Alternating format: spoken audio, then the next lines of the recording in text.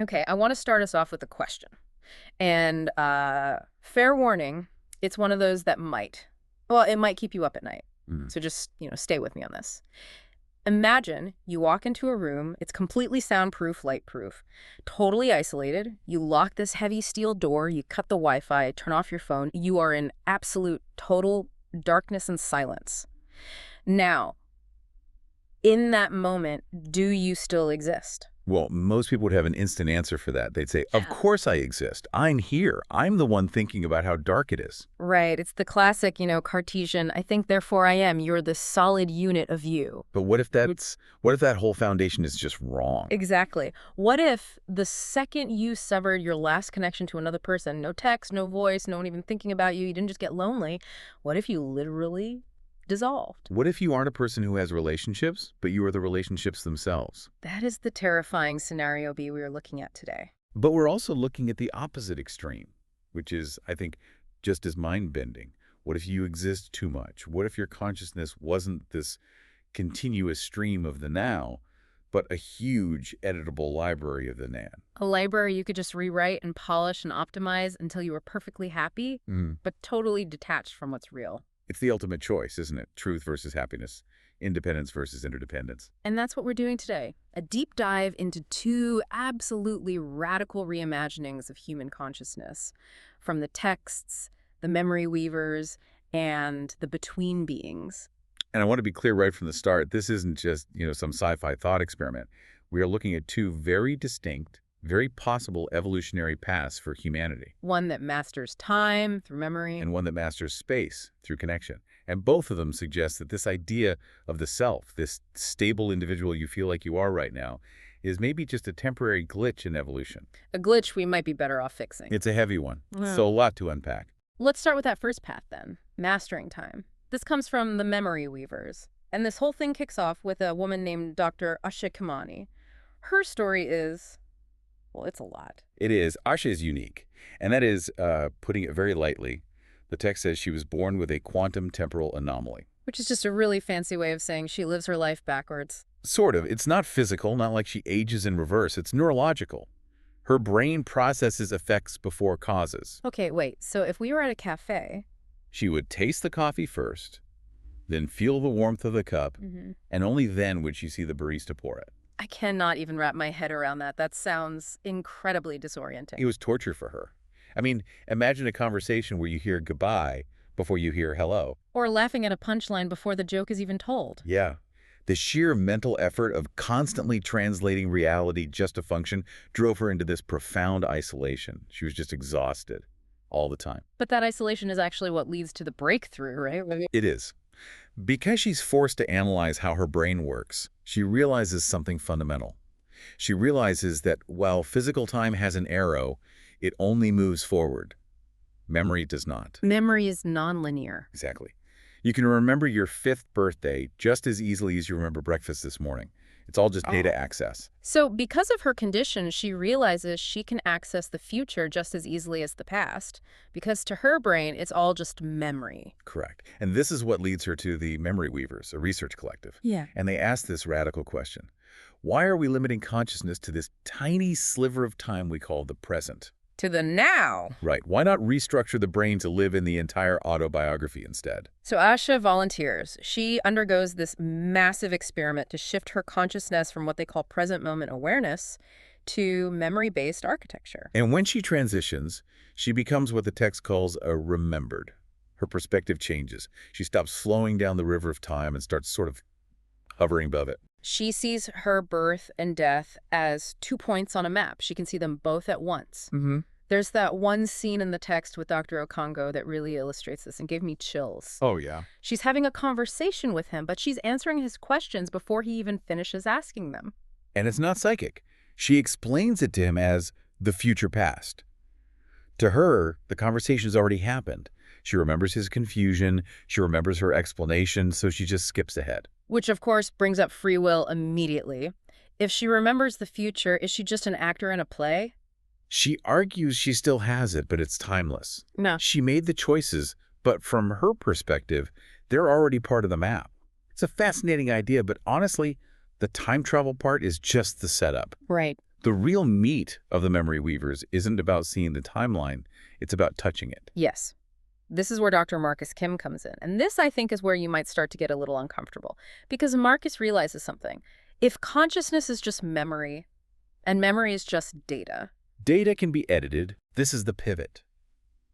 Marcus is a pragmatist. He says you can't change physics. If you fell down the stairs you fell, you have a bruise. Can't edit gravity. You can't. Yeah. But, he argues, you can change the experience of it. You can go into that memory file and rewrite the emotion. So instead of remembering the shame and the pain, you edit it to remember what? A graceful somersault. Exactly. Or a funny story. And he starts small. He edits his own awkward social moments. He changes a stupid thing he said at a party into, in his memory, a really clever comeback. Okay, but isn't that just delusion? I mean, if he remembers being witty, but everyone else there remembers him being an idiot, hasn't he just broken his connection to reality? And Marcus would ask, so what? Yeah. If he feels happy and confident because he remembers being witty and that helps him in his next social setting, hasn't he just improved his life? He says we do this naturally anyway. We forget the bad. We exaggerate the good. He's just making it manual. And this, of course, splits their entire civilization into three camps. It does. First, you get the preservationists. That's Asha's group. They believe truth is the anchor. Even if a memory is painful, it has to be kept raw because it's real. Pain is part of authenticity. Then you have the editors, like Marcus. Right. Their philosophy is just optimization, the mind to software. If there's a bug trauma, anxiety, cringe, you patch it, you rewrite it. Why suffer if you don't have to? And then the middle ground, the moderates. The moderates, yeah. They try to have it both ways. Keep the big historical facts, but maybe, polish the emotional edges so they don't hurt as much. But the tech doesn't stay personal. It expands into something called collaborative revision. This part really got me. The text talks about Dr. Yuki Chen and Dr. Amara Osei entering a consensus space. Think of it like a shared Google Doc for a memory. Say you and your partner had a huge, awful fight 5 years ago. That memory is a scar. It poisons your trust today. So we both go into this consensus space and just agreed the fight was actually a calm, constructive chat. Yes. You both agree on the new version. You rewrite the screaming match into a communication breakthrough. And here's the kicker. When you come out, your relationship in the present is actually better. Wow. Because you both now remember a history of being good at solving problems together. The trust is real because the memory of trust is real, even if the history is fake. That is so seductive. I mean, who wouldn't want to do that? But my gut is just screaming that this is a terrible idea. If you start editing shared history, don't you lose the plot completely? You lose it completely. And that's exactly what happens. The revision cascade, they call it. It leads to the truth crisis. This is where they bring up the Earth-Mars conflict of 2287. A massive traumatic war. But people were optimizing their own mental health. So half the population edits their memory to believe it was a heroic victory. The other half edits it to be a peaceful treaty because they just couldn't handle the trauma of war. So you have neighbors, one celebrating a war anniversary that the other one believes never even happened. Civilization just spirals into what the text calls solipsistic chaos. There's no shared reality, just billions of people living in their own private, happy movies. You can't run a society like that. And it gets even crazier because Asha, our original time perceiver, realizes you can do this to the future, too. Right. Because she remembers the future, she can edit those future memories. She can see a future argument, edit her reaction in the memory, and that collapses the probability wave toward her edit. She forces the outcome. And this creates the liberated, people who literally edit themselves into gods. They never fail, they never get hurt, because they just edit the timeline to guarantee they always win. But Asha can't do it. She refuses. She can't. She becomes the curator. She realizes someone has to remember the scars. Someone has to. She maintains the archive, the only database left of the unedited, painful, authentic truth. And that final image of her is just heartbreaking. She's the only person who knows what's real. And because of that, she's completely alone, cut off from a humanity living in a happy hallucination. It's the ultimate trade-off. She has truth, but she has absolute loneliness. Everyone else has happiness, but it's built entirely on a lie. So that's the path of memory. You keep the self, but you make it a fiction. Let's flip the coin. We have to talk about the second text, the between beings, the path of connection. And this one starts with a very different kind of horror. We meet Dr. Isla Moreau. She's a researcher running a sensory deprivation experiment.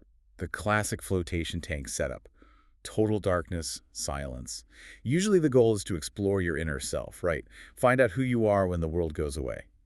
But Isla's data shows something impossible. When all the sensory input is cut off, when she is totally isolated, her neural pattern doesn't just quiet down, it flatlines. She ceases to exist. For 17 seconds, Isla Moreau is gone. When they pull her out, she's terrified. She realizes she has no substrate. She is ontologically dependent. Okay, that's a heavy term. Let's break that down. Ontology is the study of being. We tend to assume we're independent units. I'm here, you're there, there's a connection between us. For Isla, she isn't the unit, she's the connection. So she doesn't have relationships. She is the web of relationships. Precisely. If you perceive her, she exists. If you interact with her, she has a shape. But in a vacuum, she evaporates. There's no internal I without an external you. And she's not alone in this. The text says it's a latent trait in about 1% of the population. They call them the between beings. Yeah, 17 million people discover they're part of this web. Their existence is entirely mutual. They literally hold each other in existence. There's a certain beauty in that. You are never truly alone because you actually can't be. But the vulnerability of it, if your friends abandon you, you don't just get sad, you die. You cease to be. And that vulnerability triggers a huge backlash. The isolation crisis, the other 99% of the independents, like us, start seeing the between beings with suspicion. The text uses a really harsh term for them, ontological parasites. It's brutal, but you can understand the fear. Imagine if your friend said, if you stop talking to me, I will literally cease to exist. That is an immense burden. It feels like a hostage situation. The argument becomes, you need us to exist, but we don't need you. Exactly. Yeah. So the independents start cutting ties to purify themselves. And it's tragic. We see characters like Dr. Chen Okonkwo, and you see the name archetypes recurring here, who just collapses and vanishes because his social circle decides to ghost him. He didn't die of a disease. He died of loneliness. So on one path, the memory weavers are fracturing reality out of obsession with private happiness. And here, people are dying because they're too dependent on others. Is there a way out? There is. This is where the story pivots. And Dr. Amaro say again, that name proposes a merger. She suggests merging an independent person with a relational person. Right. Isla, our between being, merges with Dr. Yuki Chen, an independent. They undergo this neural linking process and become Isla Yuki. A hybrid consciousness. The best of both worlds, in theory. They have an independent substrate that can survive alone if they have to, but they also have that deep structural connectivity of between being. The text calls this fluid consciousness. They can shift between being an individual and being a network. But here's the fascinating thing. Once they experience that deep connection, the individual self starts to feel very small, very restrictive, like a cage. And this leads to the end game, the relational singularity. The hybrids make a choice. They decide they don't want the independent substrate anymore, so they dissolve it. They choose to become pure relationship. They become the space between things. Yes. And the capabilities are just staggering. I mean, if you are the connection, distance is irrelevant. They have instant communication across galaxies because they exist in the connection, not at the two ends. And death loses its sting. If you're a network, losing one node doesn't kill you. The self is distributed. And, most profoundly, it's the end of loneliness. Loneliness is ontologically impossible. But the cost. The cost is you. The individual you, Isla or Yuki, is gone. Correct. And for 95% of civilization in this text, that's a price they're happy to pay. Right. They ascend into this web. And you're left with this tiny minority of independents in isolated enclaves clinging to their sense of self, watching the rest of humanity become a collective. Wow. Okay. Let's take a breath and zoom out. We have two stories. Memory weavers. Between beings. On the surface, they look like total opposites. Hyper-individualism versus hyper-collectivism. They are opposites in their solution, but they're diagnosing the exact same problem. Which is? The dissatisfaction with being human as we are now. Both texts are basically arguing that the self, this isolated observer stuck in the present, is insufficient. It's a temporary evolutionary phase that just isn't working for us. It's like a Goldilocks problem. Yeah. The self is too painful, so the memory weavers edit the pain away. The self is too lonely, so the between beings dissolve the self away. Exactly. The memory weavers create a kind of solipsistic, heaven-perfect happiness, but you're all alone in a fake reality. The between beings create a collective heaven-perfect connection, but you cease to be a person. And just look at the protagonists. In Memory Weavers, Asha saves the truth, but she is profoundly lonely for it. And in between beings, Isla loses herself completely. but she finds a home where loneliness is impossible. It really forces you to ask, is the self worth saving? We fight so hard to be individuals, to be unique. But if saving the self means enduring isolation and pain, maybe it's overrated. That's the provocation. Or you could flip it and ask, is the self the only thing that matters? Because without an independent observer, can you really have truth? The web is happy, sure, but is it free? It's the difference between being a player in the game and being the game itself. That's a great way to put it. And in both futures, the human we know today, you, me, the listener, we're the dinosaur. We're the thing that gets left behind. Man, these texts do not let you off the hook. One future where we lie to ourselves to be happy, another where we stop being ourselves to be connected. Pick your poison. Or I guess, pick your evolution. Well, on that absolute brain melter of a thought, we're going to wrap up this deep dive. But I don't want to let you go without one final question to stew on. Let's hear it. Look at your own life right now. Think about that one painful memory, the embarrassment, the heartbreak, the failure that still gets to you. If you had that button in front of you, Marcus Kim's edit button, would you press it? Would you smooth it over to be happy, even if it meant drifting a little further from what really happened? And the flip side, if you found out tomorrow that you only existed because your friends and family perceive you, would you fight for independence?